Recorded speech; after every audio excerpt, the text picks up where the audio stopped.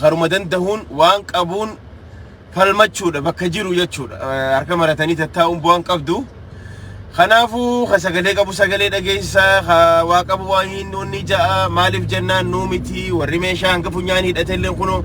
akkanatti as bahee ummata fiitiif sagalee taha nuu miti warri sila ummata cubbuudhaan nama keenya lafarraa fixaa jiruuf as bahee sagalee tahaa jira khanaafu nuti suno akkanatti ga ummata keenya ka cubbuudhaan ka sagaleen isaanii ukkaamamteef hayyoota keenya warreen mana hidhaa jiraniif akkasuma warreen ajjeefamaa jiraniif isiniif jirra sagalee isinii taanaa jechuu qabna soo khanaafu gama hiriira deemaa jirra warri buna fuufuuf jettanis as baha hoota dafa warreen khaynis khaa dafnee tega walid dhufna arraan tana xiqqoo laftinis ni qorriti jaakeetaas waa jalatti uffadha hoota isiniin jenna gama hiriiratti deemaa jirra jechuu hiriiratti deemaa jirra let us see over there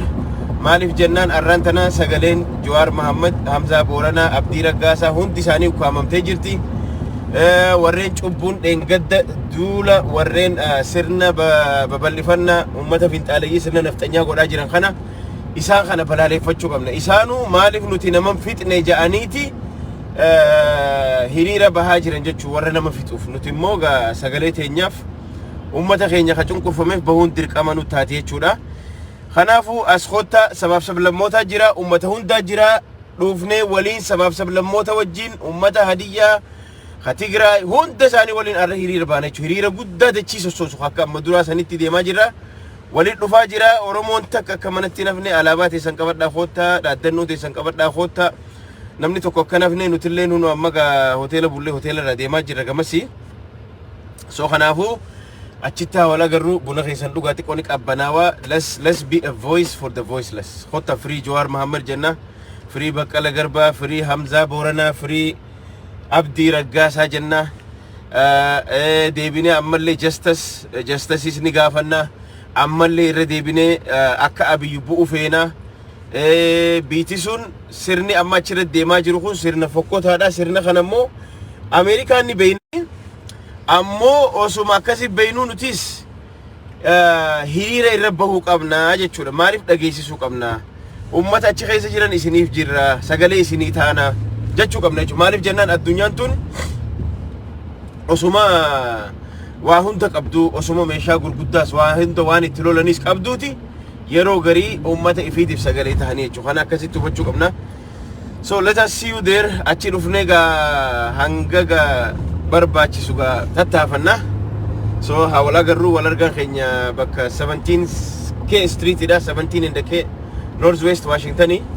so hiriirri kana fakkaata arra guyyaa businessati I think Capital Hill bakka hunda dheena fakkaata so wala agarru achitti so akkana namni haruma dandahuun qabsoo gaggeessa qabsoon haruma hundaan abbaa sagalee dandahu abbaa yoo dandee bishaan kannu abbaan dandahu hafiigee cahee deemuu dandahu hajala jiru ka'ee sibiila kaafata namni even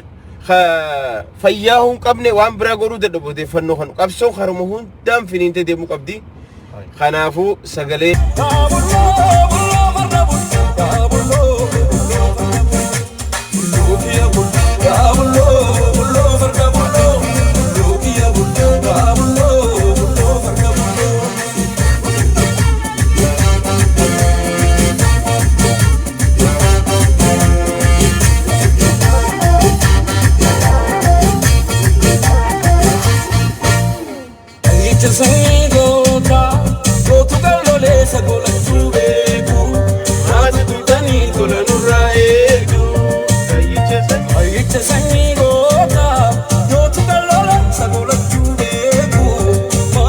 sa'aan itti jalqa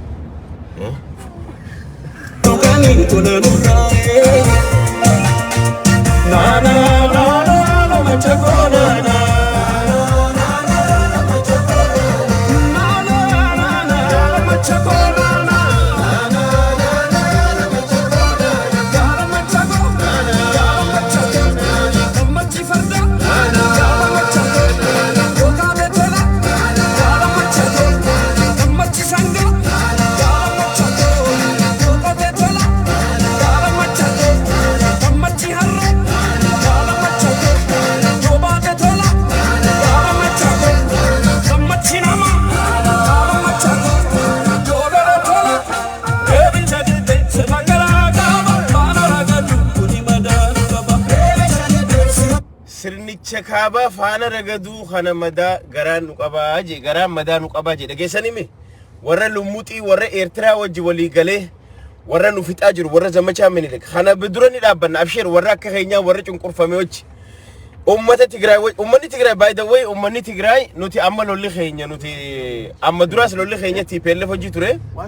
waan takka kan nuti mormirratti dhageessisuu feenu hagizee hunda osoo mataa gadiin qabanne jirnu maali beeytanii nuti gaafa waggaa 27 Ihaadig nu bulchaa ture namni TPLF wajji nu bulchaa ture Ba'adeen Amaaraa OPDO Oromoo ummata Dehedeen maal jetta warra kibbaa TPLF jara kanaatu Ihaadig tahee nu fixaa ture gaafa qabsoo gaggeessinus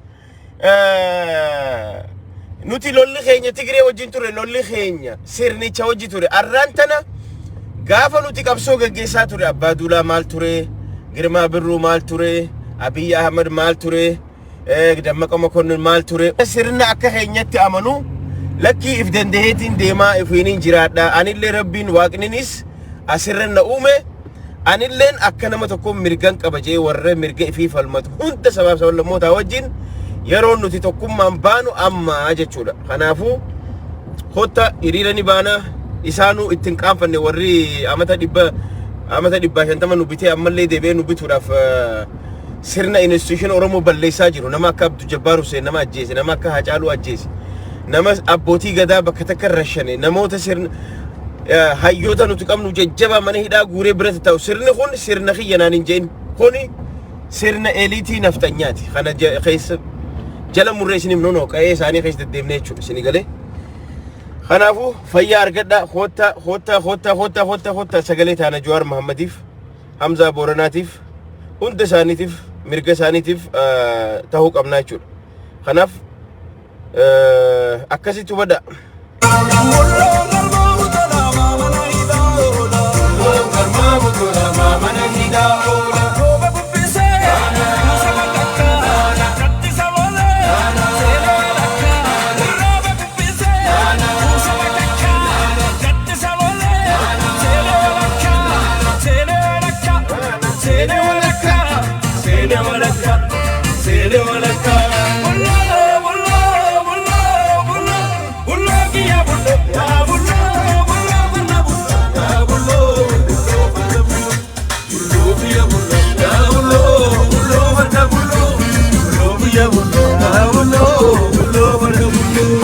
Say hi, bro.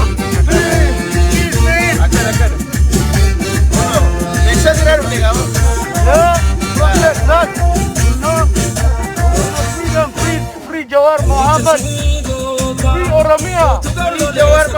Down, naftanya. Down, Abiy. Oromo shall be free. Free.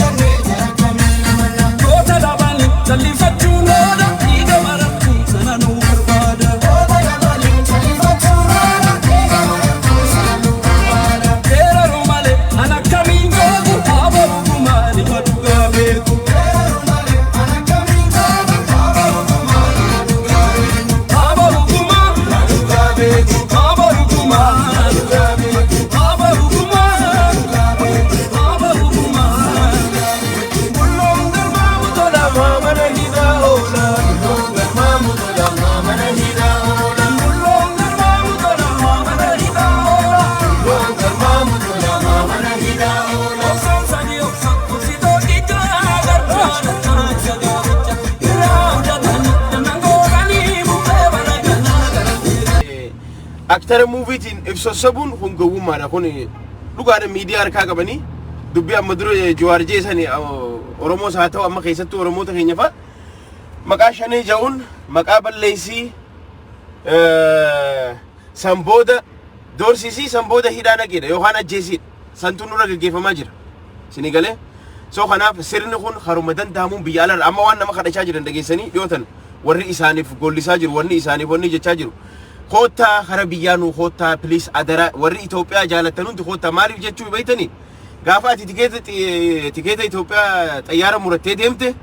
gaafa achi dheete yoo xiqqaattee ji'a takka yoo teesse ayyaana kanaaf doolaara 2,345 spend goota.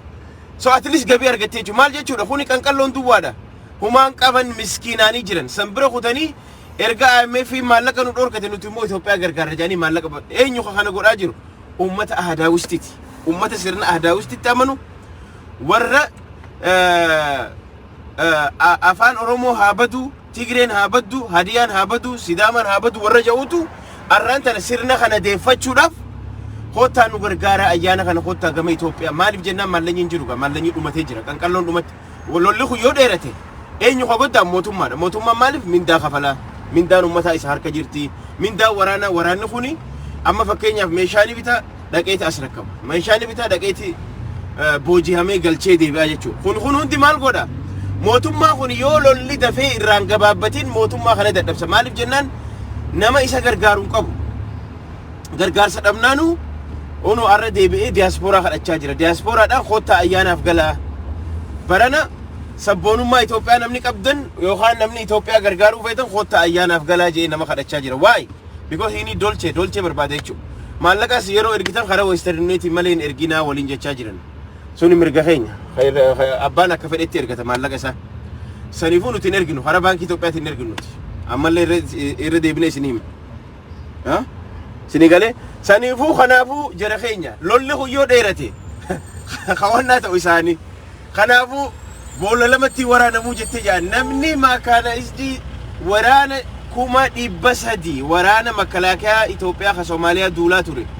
ka Ruwaandaa duulaa ture waraana dila san facaasisee kaan harka kannee kaan dhume booda amma oowwitutti taammaan bayyana hangalaagaan isaa baqeexutti iyyeef Abiy Ahmed akka aktaratti olii gad deddeemee wannaa jeef huccuu waraana nama kaaniif wanni injifatamu hin jiru. Lolli kun ka dhaabbatu lolli kun numa dheerata malee hin dhaabbatu. Immoo kun lolli xiqqoochi siquun isaan ikoonomiidhaan dadhabsiisaa jira. Kunillee tokko. Kanaaf qabsoon karaa ikoonomiitiin deemti, karaa dippiloomaasiitiin deemti, karaa sagalee walii ta'uudhaan deemti, meeshaanis deemti jechuudha. Karaa hundaan deemti. Kanaafuu mootummaa kana dadhabsiisuun itti fufaa jechuudha. Itti fufaa jechuudha. Saniifuu koottaa hiriira deemaa jira.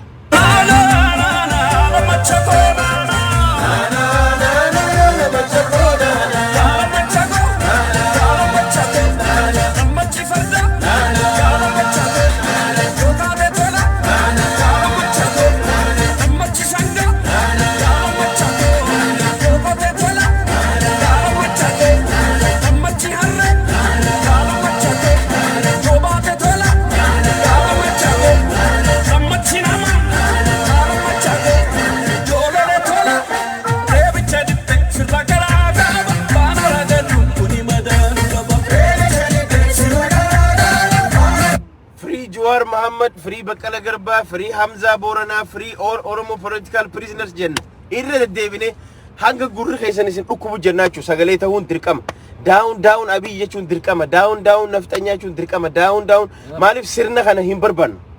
Sirna kana hin barbaannu. Kanaaf dhufnee arrallee jinnii baasuu qabna. Down DC keessa arrallee itti deebinee jechuudha. Walii gallee sabaaf sablammoota osoo ittiin qaanfanne uummata Tigraay wajji dhaabbanneeti sirna nafxanyaa amma sirna lama wal lolaa jira jara keenya. Warra ahadisti sirna durnu deebisuuf warra zamachaa Minilik dhengadda zamachaa Minilik jeenu irra deemaa ture san no nuti warra sanii miti nuti federaalisti dha jennee down sirna kana jechuu qabnaa jechuudha dhufnee jechuudha. Down Abiy jechuu qabna saniifuu owwite gizee hiriiraan baan nuti hiriira baana yoo isaan lolaan taate lolaan deemna hara hundaan itti deemuu qabnaa jechuudha jara keenya akkasii beekuu qabna. Kanaafuu jabaadhaa let's go see you there achitti. Chikirise matifate gaba alina filo yompede gaba kota dabani